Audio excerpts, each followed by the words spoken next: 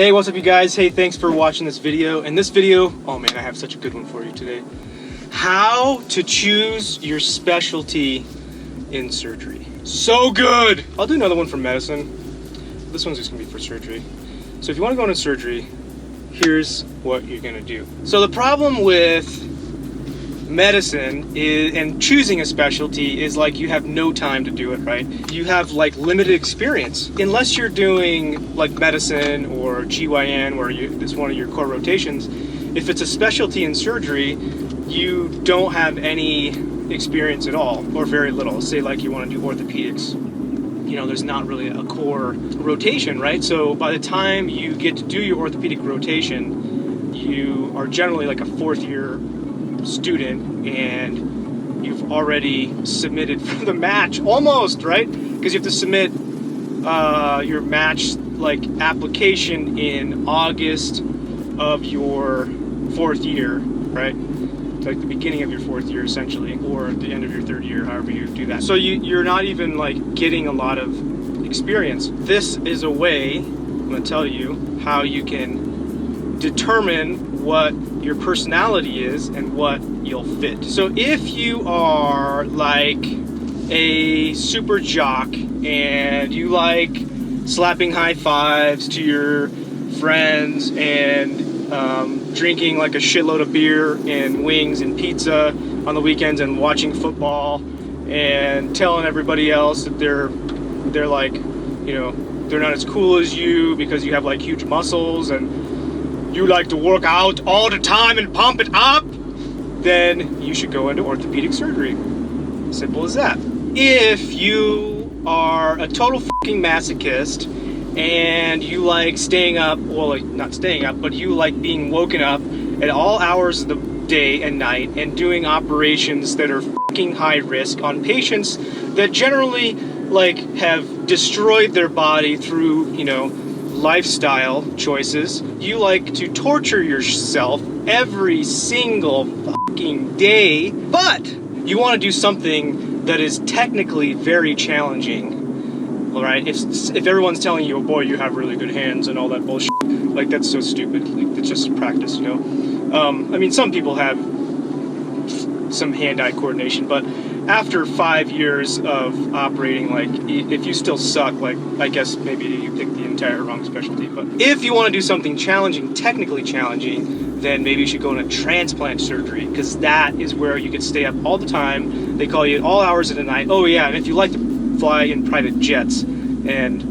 feel like a badass and tell everybody you're a transplant surgeon, then you should go into transplant surgery. If you like to hit on the nurses, like on every single floor, and walk through the hospital like you own the fucking thing, and tell everybody that you are the biggest badass and you make so much money and it's ridiculous, and you want to drive a Porsche, but you actually can't. Well, you can probably maybe drive a Porsche, but not a Ferrari, okay? If you also want something sort of technically challenging for a little while, then you should go into cardiothoracic surgery. And that's because I say that because a lot of the cases with cardiothoracic surgery are the same over and over and over. Actually, the transplant kind of too, but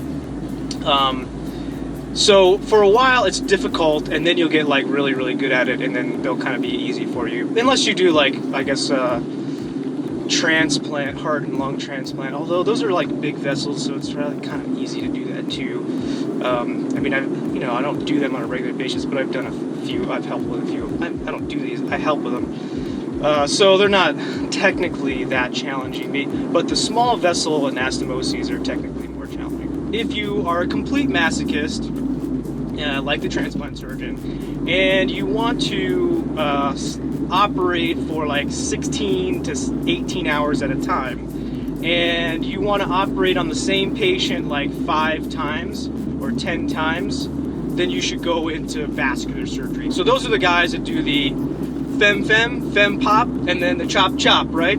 Because that's the patients who have real bad vascular disease. You have to do a femoral bypass right on them first, because you got no blood flow, and then you end up doing like a femoral popliteal artery bypass, right? And then maybe like a fem distal, and then when that fails, you just chop the leg off. So that's basically you get to operate on that patient like 4 or 5 times, and then maybe do their AAA.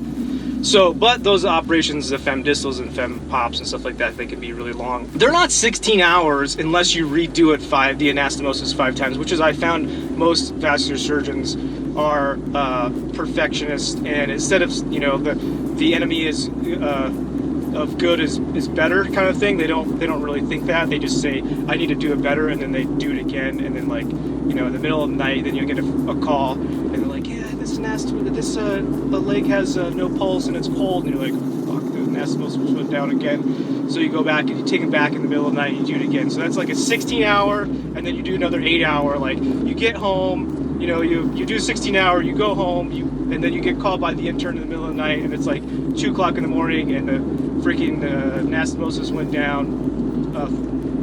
clotted off, and then you go back in the morning at 4 a.m. and you do another 8-hour operation to fix that. It's amazing. So if that's your kind of deal, your kind of gig, then you should do vascular surgery. So if you want to drive a Ferrari and you want to be super popular like on Instagram, and you want to be popular with your local celebrities, and you want to wear like really shiny suits and shit like that, and you want to do fake surgery, you don't really want to do like real surgery, because it seems like dangerous and shit. Like, you help people with real surgery, but at the same time, like, there's a lot of risk there. And so if you don't want to kind of do that stuff, you just kind of want to like buy expensive shoes and like tell everybody you're a surgeon, you should go into plastic surgery, because those guys, they make a shitload of money, but they really don't do anything except like move some skin and fat around. It's not like real operations, It's not like you're getting in the guts and like actually fixing something or removing a dead organ or something like that. It's not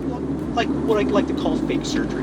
Okay, so if you want to do that, you should be a plastic surgeon. Here's a really important one that you don't want to miss.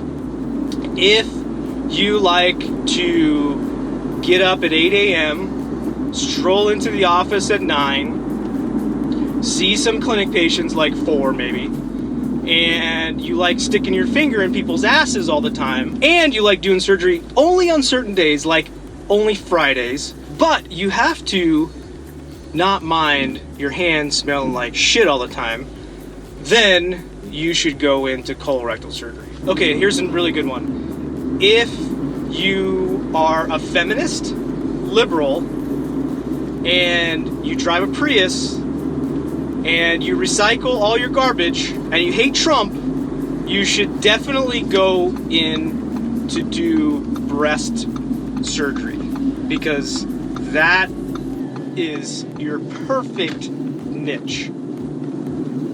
Okay, so the last one is near and dear to my heart.